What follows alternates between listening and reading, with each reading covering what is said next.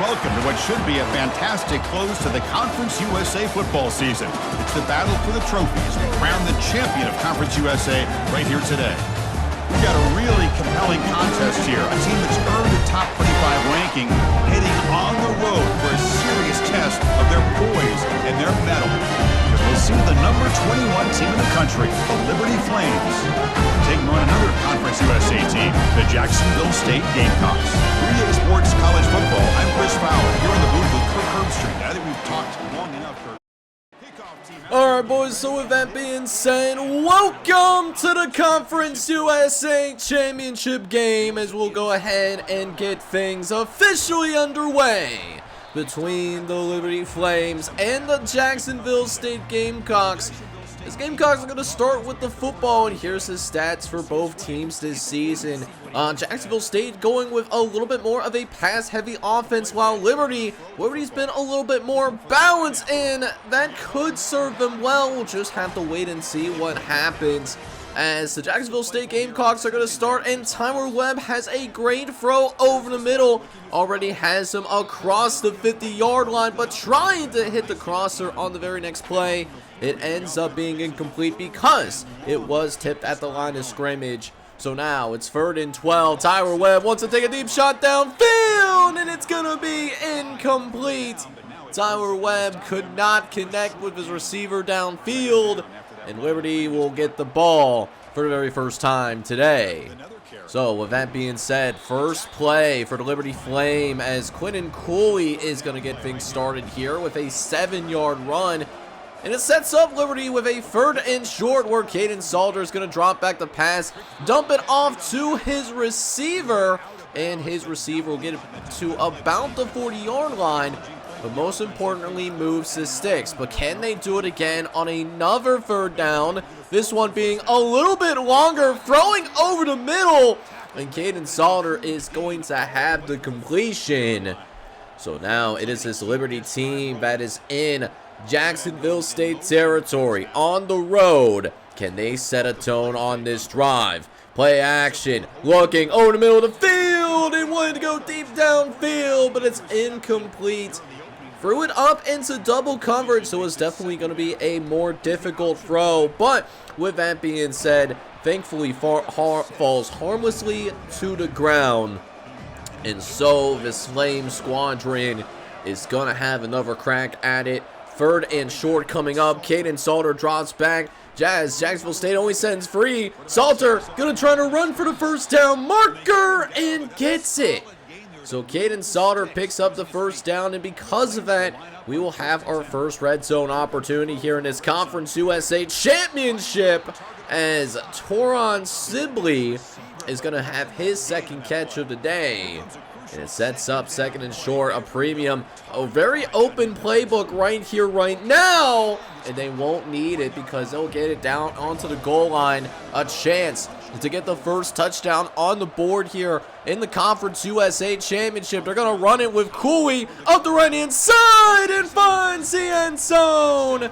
Touchdown, Liberty! And a 21st ranked team in college football is going to open things up with a 7-0 lead against Jacksonville State here on the road. And so this is a big game for Liberty. I don't know if we talked too much about it in the last episode, but Liberty has an outside chance to make the college football playoff if they were to come out and win this game, because they would be at least the 6th ranked conference champion, and that would solicit an automatic berth into the college football playoff. However, Jacksonville State looks to play spoiler and also finish the conference season undefeated as Gamecocks will drop back the pass, looks over to the left-hand side, and he'll get it across the 45-yard line, able to dump it off to Lewis. And so the Gamecocks are putting together a drive of their own. Tyler's going to go ahead and hand it off to the tailback, who makes a nice cut back to the inside. And it turns into a really nice run, a gain of 7. And so Jacksonville State gets to the line quickly here as we're starting to get into the back end of this first quarter. Webb, with all the time in the world, tries to throw it up for the receiver, but there was a wet blanket all over him. And so instead, it's going to be third and short.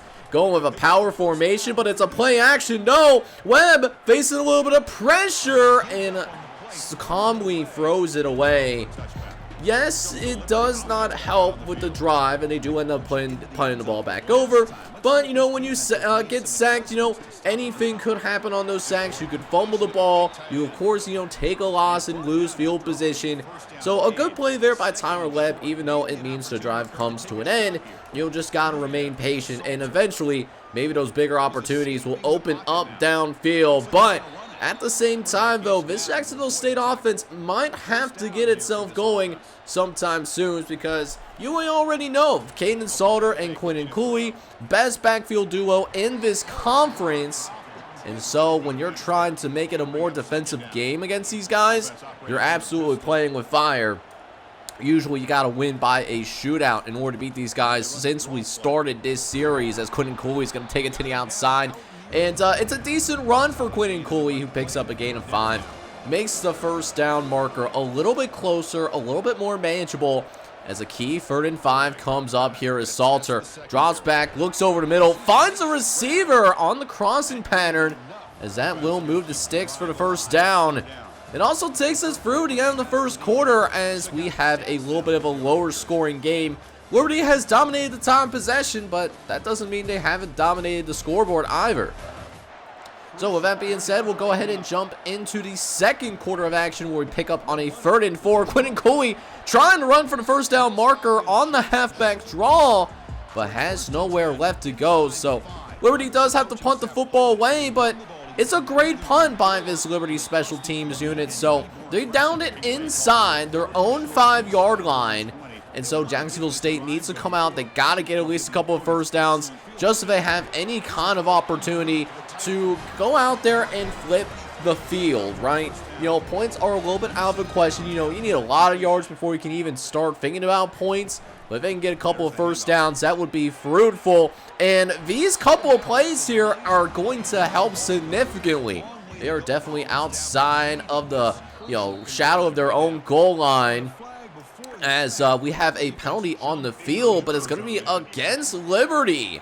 So Bryce Dixon, the junior defensive tackle, is going to be called for a penalty, and that's huge because instead of it being 3rd and 7, it's only 3rd and 2, and that means it's more conceivable to run the ball. And oh my goodness, what but naked hole open that hole was. I could have even ran through that. You know, and I got that Tom Brady speed at best, right? So now Jacksonville State's starting to cook here. They are already across midfield. And another first down.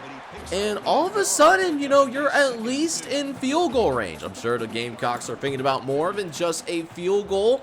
But at the same time, though, given where this drive started, I'm sure they're not complaining either. And there it is, yet another first down for Tyler Webb. And that being said, we now see the Gamecocks in field goal range. But I'm sure they're thinking about more than that. Gonna be another read option for Tyler Webb, who's gonna keep it. It was actually a triple option, so he had a chance to pitch it there on the outside. Good job keeping it for the first down, though, as they're now just outside of the red zone. As Webb's gonna go and throw over the middle. Wants to connect with a short receiver, but unfortunately his receiver drops it.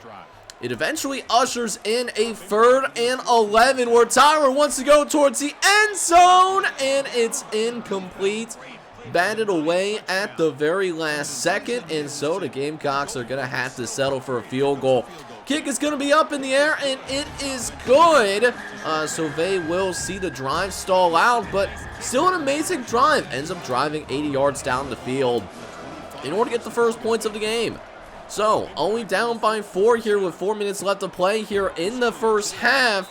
We'll see what Liberty can do here on this very next possession, as we'll cut to probably the last play before the 2-minute warning, as Salter needs to pick it up here on 3rd and long. He had a receiver open, but just need to put a little bit more air under that ball. And so Liberty had to punt the ball way back once again. And Jacksonville State now has the opportunity to come out and put some more points onto the board before we get into the halftime locker room. They even have all of their timeouts available. Tyler Webb's going to go ahead and get the troops organized as he drops back, throws over the middle, and that will be good for a first down. Now getting across the 41-yard line, the Gamecocks are on the move. Tyler in the shotgun, but looking back over to the sideline. He'll drop back, facing a four-man rush. Tyler dumps it off to the tailback, who stays in bounds. And it looks like the Gamecocks are not using a timeout. They like their offensive rhythm. So again, they go no huddle here with 75 seconds left. Webb throws quickly over the middle, and it's going to be incomplete. But it will stop the clock with 1 minute and 13 seconds left. As now we see 3rd and 5, and the Gamecocks opt to go into a 5-wide set, throwing over the middle. And now Jacksonville State finds itself in Liberty territory, 46 yards away from coming on out and taking the lead in the conference championship. As we'll go ahead and see their tailback get it on the halfback screen, as that will now be another first down for the Gamecocks, but going a little bit slower now. They're trusting their offense in this situation. Again, another halfback screen, this time completed over to the left-hand side, but do not pick up the first down this time around. And that is when we will now see them take that second timeout. They still have 1 timeout remaining, as we are facing 2nd and short now, but with 35 seconds left, throwing over the middle, and it looks like it was batted down at the line of scrimmage. So now 3rd and 1 coming on deck here as Tyler Webb drops back, looks to the right-hand side, and I'm not exactly sure what happened there, if it was like an off-target throw or if the receiver was not paying attention. I don't know. It seemed like it was definitely catchable, but the Gamecocks will have to settle for a field goal here. So a little bit disappointing considering, they had 2 drives that, had a lot of substance to it. But instead, we're going to go into halftime, and it is Liberty that finds itself on top right now with just a 1-point lead. Checking out some of the notable plays, you can see that Jacksonville State, they've actually done a better job moving the football downfield. They've averaged 5 yards of play. And outside of Liberty's sole touchdown possession, Caden Salter and company just have not had a substantial amount of rhythm whatsoever.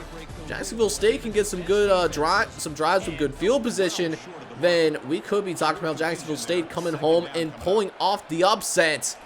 But for now, we go ahead and jump into the second half, and Liberty will start with the football. So we'll see if this Liberty squad can get started in terms of trying to find some momentum.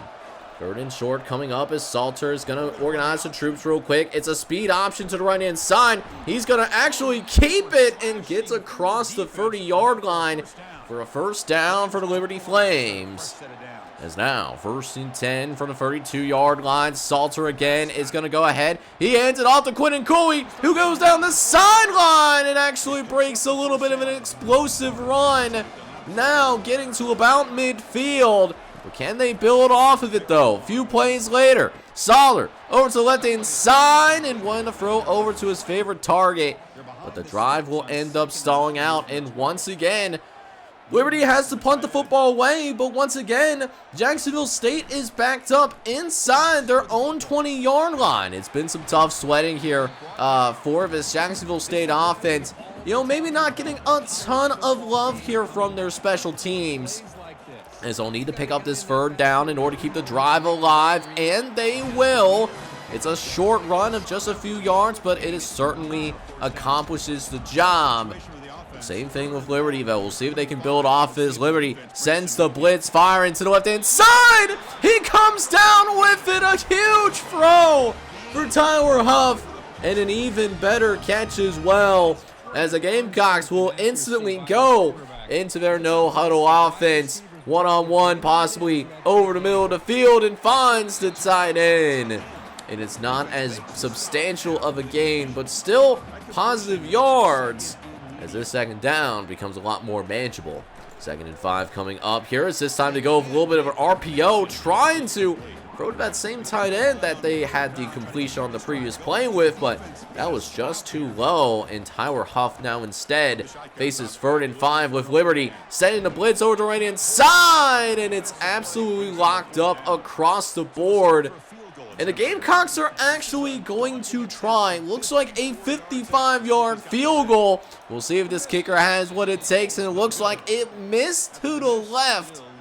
And that will mean that Liberty will take over at about the 40-yard line, give or take a few yards, depending on how you're feeling. As now we'll go ahead and see this Liberty offense go to work, who ever since their opening drive, they have not been able to do anything of substance. As now, 2nd and 10 coming up. Liberty's going to run the triple option here with Quentin Cooley on the outside. And now it's turning into a foot race down the sideline, and he ends up being gone like a girl in a country song. Touchdown, Liberty. And the Flames will come out and get the first touchdown since the opening drive early in the first quarter. This is why you don't want to get into a defensive struggle, because they're capable of doing that at any given time.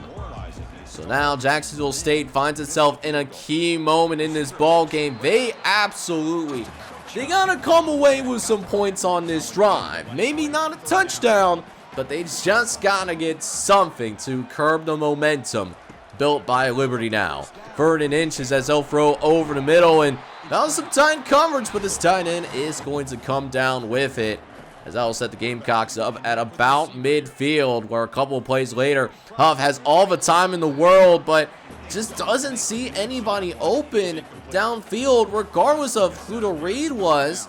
So surprised that Tyler Huff didn't just try to scramble for the first down marker at that point.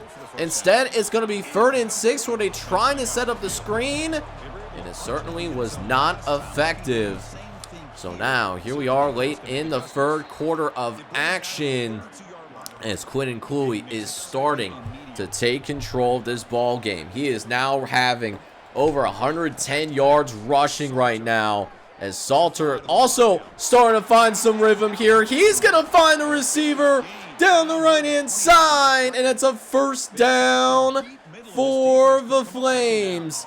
That is the freshman Darius Copeland with the big explosive play downfield, and it sets him up inside the 30-yard line, where Salter tries to run for it and nearly picks up the first down. Will be a couple yards shy, but I would not be surprised if this becomes some kind of read option here. And sure enough, it's an option for Caden Salter, who picks up the first down on his own. And this Liberty team is now entrenched in a red zone opportunity. 14-6 now your score, as they'll run it up the right-hand side for Quentin Cooley, who gets them down a little bit closer to the goal line, as Jacksonville State is certainly trying to come out and sell out on this run.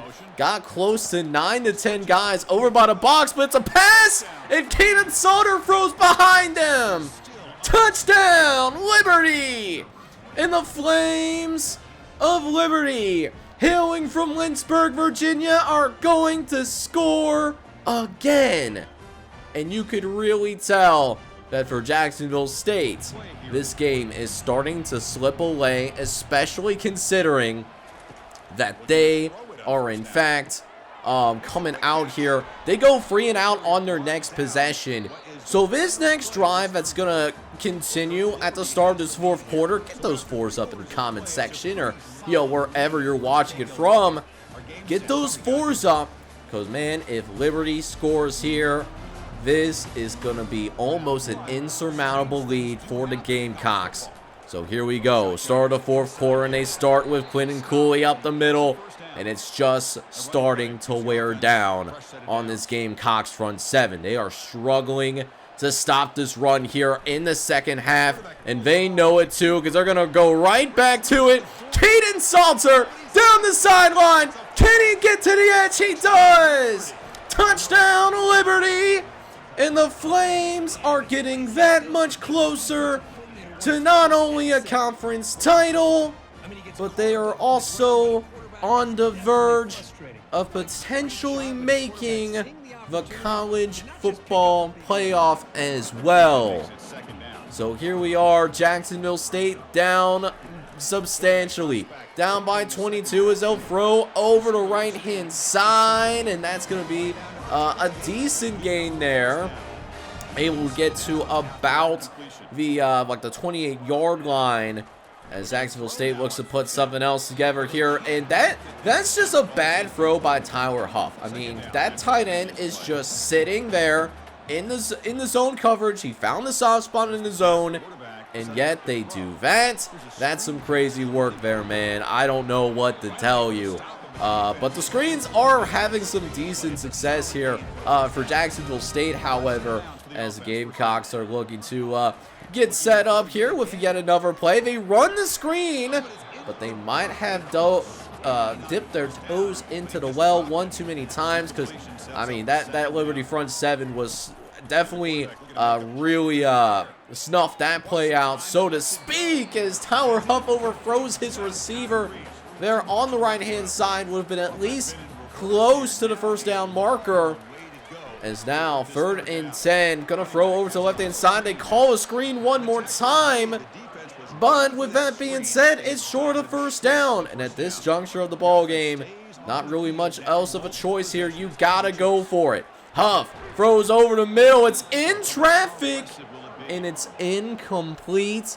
Liberty will take over across midfield, and Liberty now has an opportunity to really put the hurting on Jacksonville State and possibly, you know, get a couple of brownie points from the playoff committee if that is in fact in the cards for this Liberty football team.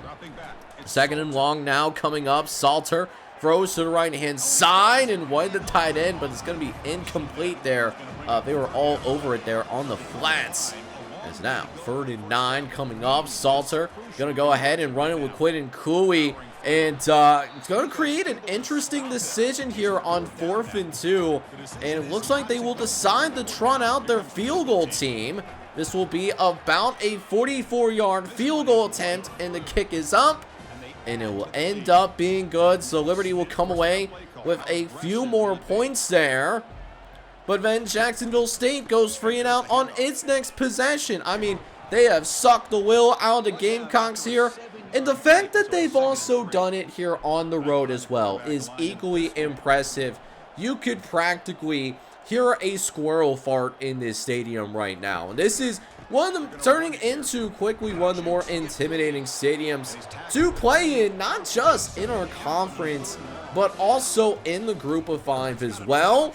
So, 3rd and 10 coming up. They're going to just keep it on the ground, try to run some clock, and we'll see how they snap this. Now, this is going to be a 54-yard field goal. They're actually going to try it, and they actually drain it. That's crazy. This kicker is absolutely feeling himself. And Liberty is going to be up big here. 34-6. Now going to be your score. And at this point in the game, I think it's pretty realistic to say that they are not going to come back. But they can certainly play for pride here in these final few minutes of the Conference USA Championship game, as Webb will throw over to the left-hand side. That's still incomplete as well. And that's the crazy part about all of this. In the 2nd and 10, you would think that, you know, maybe they'll take their foot off the gas pedal and prepare for, you know, whatever bowl game is coming in their direction. But not this Liberty squad, man. They are playing hard until the final whistle. 1st and 10 for the Gamecocks at the 45-yard line. Webb sets up the tunnel screen over to the left-hand side. And I'm actually surprised it even went anywhere. It seemed like it was extremely well covered. So they do manage to pick up a gain of 5, but might have been a miracle that they did that in the first place, as they have just resorted to trying to do all these screens. That's all the success that they've had in the second half. And, you know, when you try to, you know, do these screens time and time again, you know, the other team is eventually going to adjust if you keep doing the same thing. Even if you're, you know, just you're just a big dummy. You know, you'll figure out they're doing something exactly the same. You're gonna eventually catch on to it. But with that being said, Gamecocks do at least get into Liberty territory. Maybe they can score in this final drive. Probably not, given how much they've struggled in this second half. But it'll just come down to what they can do here on this 3rd and 3. Webb gonna drop back, looks around. He's got a clean pocket, but it's intercepted. And boys, chat, I think what we are seeing here is that fat lady absolutely singing right now. That interception is ultimately going to seal the deal. And it looks like this Liberty team will go on and be your champions of the Conference USA, as Liberty ends up on top 34-6. We still will see Jacksonville stay in a bowl game, but for Liberty, we'll see what awaits for them after this ball game. So that brilliant performance by the Liberty Flames is going to make them champions of the Conference USA. And so that million-dollar question remains, what's going to happen to the Liberty Flames? And what's also going to happen to the other teams in our conference? We'll go ahead and check that out now. But before we check that out, we do receive word that Jalen Milroe is actually going to be your Heisman Trophy winner, who had an electric season with 3,500 yards passing, 33 touchdowns, and 3 interceptions. And it seems like the Liberty Flames are going to have a date with destiny. They are actually going to be qualifying for the college football playoff. The thing is that they will take on the Penn State Nittany Lions. They'll have to go to Happy Valley to play this game. But here is how the rest of the college football playoff bracket is actually going to play out. So Penn State somehow #1 team in the nation, but because Penn State didn't win their conference, that's why they are here as the 5 seed. So a little bit of a tough break for your Liberty Flames here in this regard. Seeing how the rest of the bracket is going to play out, it looks like Notre Dame is going to go to Columbus, as that is going to be your 9-8 seed. BYU is going to play Georgia in Athens. BYU missing out on winning the, actually they might have won the Big 12 championship now that I think about it. Actually, no, they did not win the Big 12 championship. Kansas State actually won the Big 12 championship. I don't know what I'm reading, but it is what it is. Indiana is going to make the trip down to Oxford, Mississippi, as Indiana is going to take on Ole Miss for that last first-round matchup. And assuming that Liberty finds a way to beat Penn State, it's certainly not set in stone by any means. They will be taking on the Kansas State Wildcats.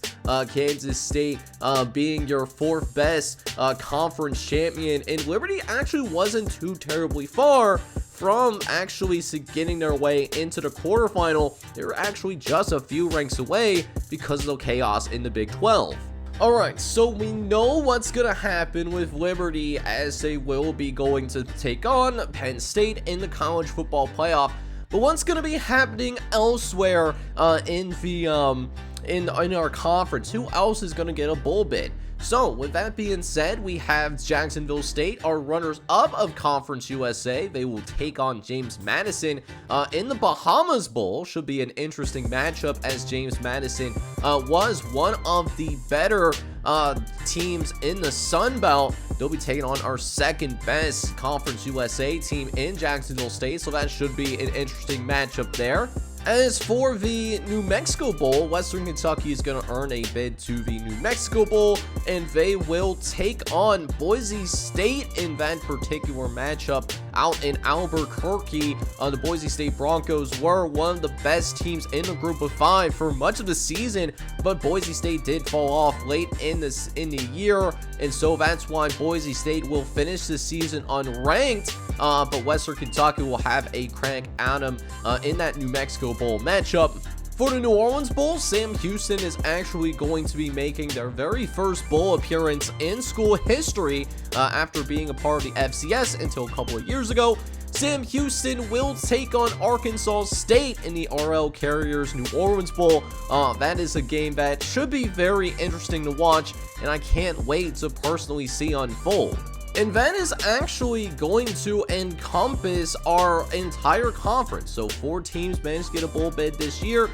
Jacksonville State, the Liberty Flames, who are in the college football playoff, Western Kentucky, and Sam Houston. Those will be your 4 representatives for the college football, for bowl season, I should say. Is that all of our bowl eligible teams? Did they all get an invite? And it looks like that is the case, as the other teams in our conference failed to reach that 6-win threshold. A couple of teams that we had were close.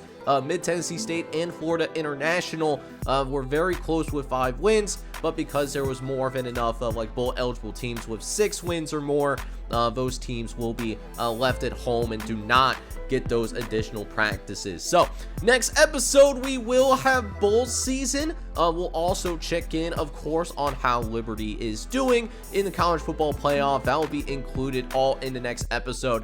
Appreciate you guys all coming through and enjoying the video, man. And if you love it, make sure you go ahead and do a couple of things for me. Hit that like button, and then also hit that subscribe button as well if you do have to be brand new to the channel. This is JohnJake Gaming on the mic signing off, but hope you guys are all out there having a good one. Take care, everybody.